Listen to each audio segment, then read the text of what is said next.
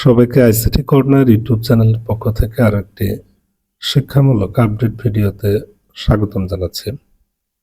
সম্মানিত ভিউয়ার্স, গত দুদিন হলো সামাজিক যোগাযোগ মাধ্যম ফেসবুকে এই চিঠিটি বা অফিস স্মারকটি ভাইরাল হয়েছে।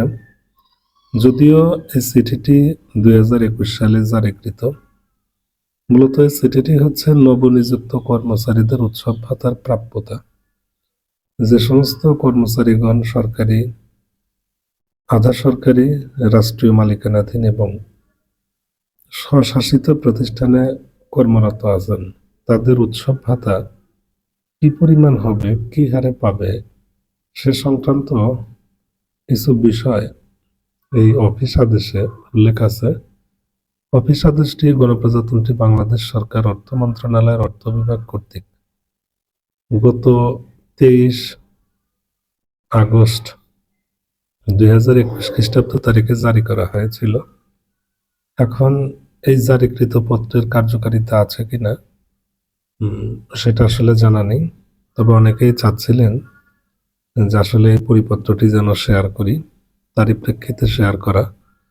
এখানে বলা আছে, উপযুক্ত বিষয়ে নির্দেশক্রমে জানানো যাচ্ছে যে সরকারি, আধা সরকারি, রাষ্ট্রীয় মালিকানাধীন এবং স্বশাসিত প্রতিষ্ঠানসমূহে নবনিযুক্ত কর্মচারী নিম্নরূপভাবে উৎসব ভাতা প্রাপ্য হবেন।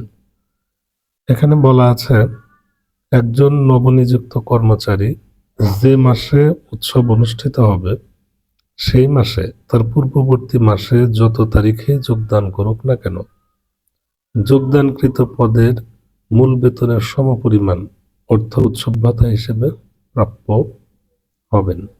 অর্থাৎ একজন এমপ্লয়ি যে মাসে যোগদান করুক সেই মাসে তার যে মূল বেতন সেই হারে সে কিন্তু উৎসব ভাতা পাবে। অর্থাৎ একজনের মূল বেতন যদি 10,000 হয় বা 15,000 হয়, তাহলে তার উৎসব ভাতা হবে সমপরিমাণ। ঠিক আছে, সেক্ষেত্রে সে পূর্ববর্তী মাসে কোন তারিখে যোগদান করেছে এটি বিবেচ্য বিষয় নয়।